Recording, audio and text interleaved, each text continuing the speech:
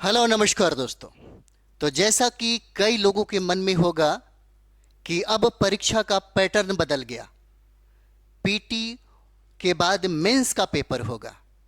तो जैसे ही पीटी और मेंस का पेपर होगा, मन में सबसे पहला यही ख्याल आया कि पीटी का पेपर कैसा होगा और मेंस का पेपर कैसा होगा।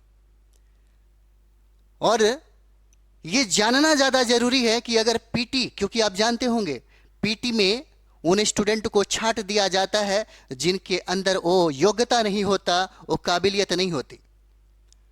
पीटी के लिए भी उतना ही मेहनत करना पड़ेगा और मेंस के लिए भी 2-3 घंटा एक्स्ट्रा मेहनत करना पड़ेगा, तब जाकर के आपका एग्जाम यहां पे है वो फाइट होगा। तो सबसे पहले एक बात आपको बता दें, जब तक जब तक आधिकारिक सूचना जारी नहीं होती तब तक किसी भी बदलाव की पुष्टि नहीं मानी जा सकती। लेकिन लेकिन बात यह भी है कि टीआरई 4 के पैटर्न में बदलाव देखा जा रहा है अब, क्योंकि इस पर मुहर लग गई है कि पीटी भी का एग्जाम लिया जाएगा और मेंस का एग्जाम लिया जाएगा, 2 चरणों में पेपर होगा। तो सबसे पहले हम लोग समझेंगे कि पीटी का पेपर है ना, क्योंकि सिलेबस अभी नहीं दिया है। जैसे ही उसने मोहर लगाई तो उसको सिलेबस के बारे में भी स्टूडेंट को बताना चाहिए था, है ना, तब जाकर के उनके मन को ठंडक मिलता कि भाई अब हमको इस तरह से तैयारी करना है। हम लोग उसी बिंदु पर बात करने वाले हैं कि मेंस का पेपर किस तरीके से होगा, और ये ज्यादा जरूरी है आपको जानना। जैसे में सबसे पहला अगर हम लोग बात करें तो पीटी का पेपर होगा, और पीटी में जो भी स्टूडेंट का स्कोर अच्छा आएगा वही सेफ जोन में माना जाएगा। यानी कि आपको यहां पे है ना सटीक किताबों के साथ पढ़ना होगा, सेल्फ स्टडी करना होगा, ताकि आपका सिलेक्शन जो है यह मेंस के लिए हो सके।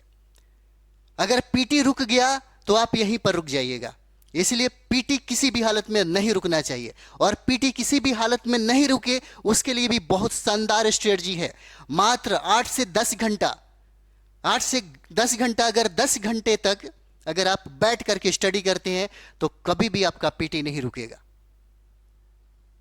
उसके बाद जब पीटी क्लियर होता है तो हम लोग बात करते हैं मेंस का। अब यहां पर देखिए, मेंस का पेपर अगर हम लोग यहां पर देखते हैं, यह मेंस का पेपर 2 तरीके से हो सकता है।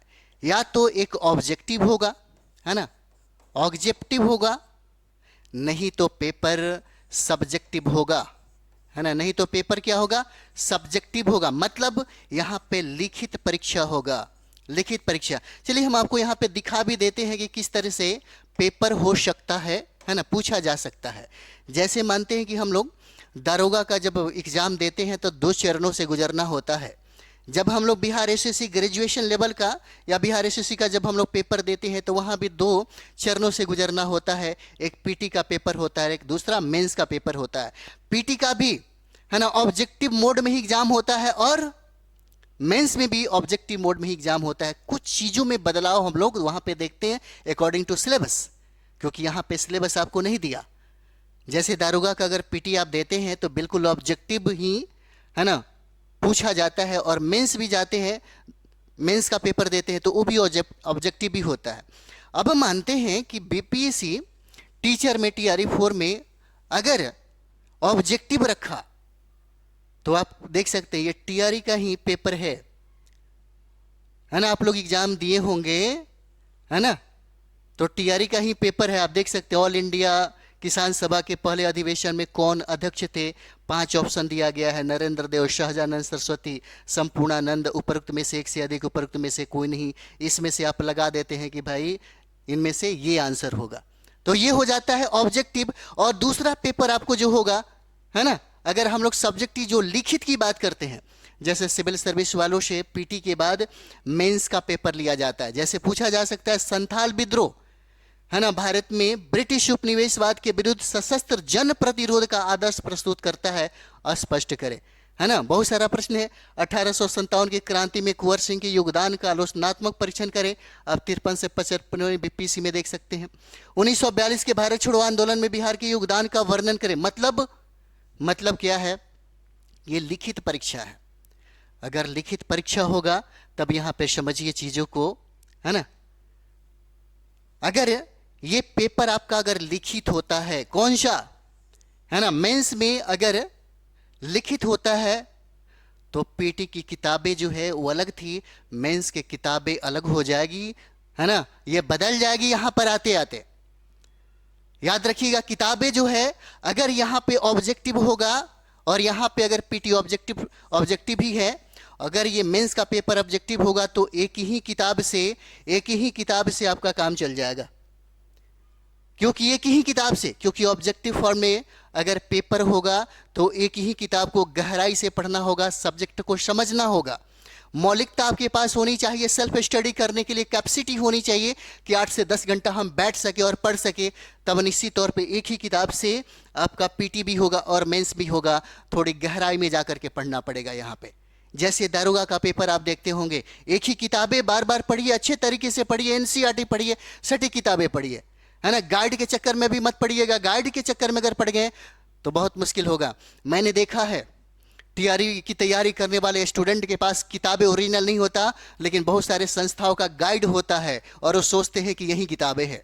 किताबें वो पढ़ नहीं पाते और गाइड पढ़ते उनको लगता है कि हम किताबें पढ़ रहे हैं। अगर टेक्स्ट बुक अगर आपको चाहिए, है ना, तो इसके साथ यानी कि आपको चाहिए कि हमको एक सीट अपने कब्जे में करना है, हमको टीचर बनना है, तो आपको रियल किताब के साथ, ओरिजिनल किताब के साथ चलना होगा, पढ़ना होगा। तो सबसे पहले अगर हम लोग मेंस की बात करते हैं तो मेंस अगर लिखित होगा तो यहां पे चीजें बहुत बदल जाएगी और बहुत इजी है। ये भी बहुत इजी है और ये भी बहुत इजी है, क्योंकि हम लोगों ने पहला, दूसरा, तीसरा चरण का एग्जाम देखा तो हम लोगों को एक आदत लग गया कि एक कल एग्जाम के माध्यम से ही, ऑब्जेक्टिव के माध्यम से ही पार कर जाना है। तो एक परंपरा जो है हमारे जेहन में बस गई। हम अब बदलाव के, है ना, चक्कर में नहीं है, लेकिन अब आपको बदलाव करना पड़ेगा और इसी बदलाव के साथ हमें जीना भी पड़ेगा, क्योंकि इसी बदलाव के साथ हमको सिलेक्शन भी चाहिए और लेना भी होगा। और रही बात यहाँ पे, जब सब्जेक्टिव एग्जाम होगा यानी कि प्रश्न को लिखना होगा, मतलब लेखन कला बहुत ही स्ट्रांग होना चाहिए आपका, है ना। आपका लेखन कला, है ना, लेखन कला बहुत स्ट्रांग होना चाहिए, जिसे लिखने आ जाएगा। जो स्टूडेंट शब्दों से खेलना सीख जाता है वो बहुत ही सलीके से लिखना जान जाता है, मौलिकता उसके अंदर आ जाती है। और मेंस में अगर लेखन कला का स्ट्रॉन्गर करना है तो इसके भी पीछे बहुत आसान तरीके से आपको हम सिखा देंगे, क्योंकि बहुत इजीली तरीके से हम लोग यूपीसी और बीपीसी का जब मेंस लिखने का जब मौका मिला तो शुरुआती में सबको लिखने नहीं आता, कैसे लिखते हैं और शब्दों को किस तरह हम लोग संग्रहित करें ताकि बहुत ही शानदार तरीके से हम लोग आंसर को लिख सके, जो हमारे आंसर में मौलिकता झलके, सटीकता झलके और तारतम्यता अगर झलके, तो उसके लिए लेखन कला सीखना होगा। बहुत आसान है, बहुत इजीली तरीके से सीखा जा सकता है, इसके लिए कोई बड़ी बात नहीं है। उसके बाद हम लोग देखते हैं, है ना, स्ट्रेटजी। आपके पास एक स्ट्रेटजी होना चाहिए, वो भी शानदार तरीके से, जिसको हम लोग डिसिप्लिन कहते हैं। डिसिप्लिन में आपको पढ़ना होगा। अगर हमने देखा कि अगर पीटी में हम 8 से 10 घंटा पढ़ रहे हैं तो मेंस में आपको 10 से 12 घंटा पढ़ना होगा। पीटी से ज़्यादा स्टडी आपको मेंस में करना होगा, क्योंकि यही मेंस है जहां से आपका मेरिट लिस्ट बनता है और आप पीटी ऑलरेडी कंप्लीट करके आए हैं मेंस में क्लियर करने के लिए, तो यहाँ पे बिल्कुल रिस्क नहीं ले सकते। उसके बाद आपके पास मौलिकता होना ज़्यादा लाजमी है। अगर मौलिकता आपके पास है तो आंसर, है ना, मौलिकता, मैंने मौलिकता की बातें क्यों कही? मेंस भी तो बहुत सारे लोग देंगे, लेकिन लेखन क्षमता, उत्कृष्टता, है ना, परिपूर्ण जिसके आंसर में दिखाई देगा, नंबर उसी को मिलेगा। और ये सब चीजें तब आता है जब सब्जेक्ट के प्रति, है ना, जब सब्जेक्ट के प्रति आपकी समझ बढ़ती है, गहराई से समझ बढ़ती है, तभी होता है। क्योंकि यहां पे बार बार लिखने की जरूरत पड़ती है। पीटी में 10 घंटा तो पढ़ लेते हैं, काम चल जाता है, पीटी फाइट कर जाते हैं, लेकिन मेंस कंप्लीट करने के लिए, क्योंकि आपको मेरिट लिस्ट में लाना है, तो 12-13 घंटा पढ़ने की आवश्यकता पड़ती है। पीटी में आप चीजों को रटते हैं, लेकिन मेंस में आते आते रटने से काम नहीं चलता। यहां रटने से काम नहीं चलता, याद रखिएगा, है ना, यहां रटने से काम नहीं चलता, है ना, यहां रटने से काम नहीं चलता। बहुत ईजी है यह, क्योंकि यहां पे सब्जेक्ट की समझ ज्यादा मायने रखता है। यहां पे विश्लेषण करना होता है, विश्लेषण, है ना, यहां पे सबसे ज्यादा क्या है, यहां पे विश्लेषण करना होता है, मूल्यांकन करना होता है। अवधारणा को समझना होता है। और ये सब चीजें तब होगा जब आपके पास सब्जेक्ट की समझ होगी। मैंने आपको पहले ही दिखाया था, है ना, कि ऑब्जेक्टिव जो आपने देखा है, मैंने आपको दिखाया, एक बार और भी आप देख सकते हैं, है ना। ये है ना, सब्जेक्टिव है, लिखना पड़ेगा आपको। जैसे प्रश्न पूछा, क्या आप इस बात से सहमत हैं कि चंपारण सत्याग्रह भारत के स्वतंत्रता संघर्ष के इतिहास में एक परिवर्तनीय बिंदु था? देखिए कितना शानदार प्रश्न है। बिहार के जन आंदोलन में गांधी जी की भूमिका का विश्लेषण कीजिए। तो ये हुआ लिखित परीक्षा, है ना, सब्जेक्टिव है, जो लिखना होगा। क्या लिखते हैं ये ज्यादा मायने रखता है। बहुत ज्यादा लिखने वाले अच्छा नंबर नहीं लाते, लिखते क्या है ये ज्यादा मायने रखता है। लिखता तो सब कोई है मेंस में, है ना। जब हम लोग मेंस पढ़ाते हैं बीपीएससी में तब स्टूडेंट को सबसे पहले यही बताते हैं कि भाई लिखते सब हैं, लेकिन जो डिमांड करता है प्रश्न, अकॉर्डिंग टू, अगर प्रश्न क्वेश्चन जो है, अगर इसके अनुसार आपको लिखने आ गया, क्या क्या लिखा जाता है, कैसे लिखा जाता है, अगर इतनी समझ है तो नंबर आपको मिलेगा, वो भी शानदार नंबर मिलेगा। तो यह है लिखित एग्जाम, जो मौलिकता बहुत ज्यादा मायने रखती है। अब हम लोग जो ये पेपर देख रहे हैं, जो टीआरए में प्रश्न पूछा गया है, कोसी मैदान की समुद्र तल से औसत ऊंचाई कितना है ना। ग्लोब प्ले की डिग्री के अंतराल पर खींची अक्षांश रेखा कितनी है? 179, 180, 181, उपरोक्त में से एक से अधिक, उपरोक्त में से कोई नहीं। तो ये हो जाएगा ऑब्जेक्टिव। पीटी में भी ऑब्जेक्टिव का है, पीटी का, है ना। ये टीआरई 3 का पेपर हो जाता है, और टीआरई 4 में पीटी का पैटर्न यही रहेगा, है ना। और सिलेबस को अगर देखा जाए, क्योंकि सिलेबस अभी क्लियर नहीं हुआ है, जब तक नोटिफिकेशन जारी नहीं होता, जब तक आयोग जो है आधिकारिक जो सूचना अगर जारी नहीं करती, तब तक इस बदलाव की पुष्टि हुआ है या नहीं हुआ है ना, बहुत मुश्किल हो जाता है। क्योंकि हो सकता है अगर बोल दे कि भाई हम बिल्कुल, है ना, ऑब्जेक्टिव फॉर्म में ही मेंस लेंगे, है ना, तब वहाँ पे चीज़ें बदल जाएगी, तब एक तीर से दो निशाना साधा जा सकता है।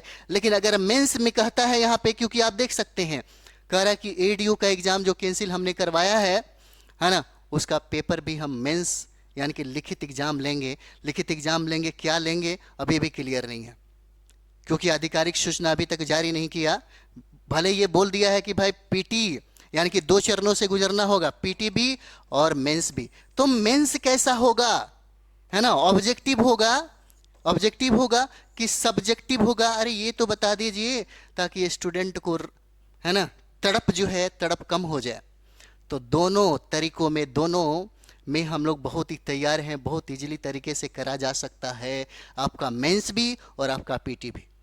तो इसलिए घबराने की जरूरत नहीं है। जो हमने आपसे ये कहा था है ना, हमने आपसे ये जो कहा था, ये बहुत ही इजीली तरीके से, है ना, चीज़ों को किया जा सकता है, कोई ज़्यादा प्रॉब्लम नहीं है। ठीक है, तो चलिए हम लोग मिलते हैं नेक्स्ट वीडियो में। थैंक यू वेरी मच आप सभी लोगों का।